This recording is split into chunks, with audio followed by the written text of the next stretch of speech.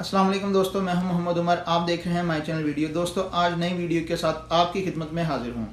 आज मैं ऐसी वीडियो लेके आऊँ जिसका आपको बहुत ही फ़ायदा होने वाला है, तो इस वीडियो को लास्ट तक देखिए। ख़ास तौर पे वो दोस्त जो आईफोन यूज़र हैं, ठीक है।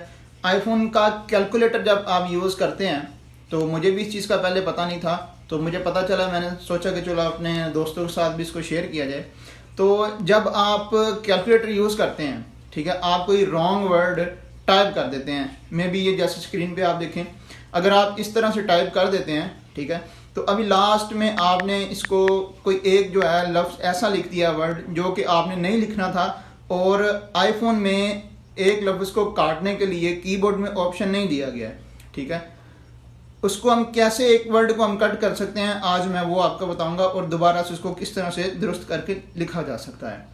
तो दोस्तों, मेरे लिए एक बहुत इशू था, ये प्रॉब्लम थी, लेकिन मुझे पता नहीं था।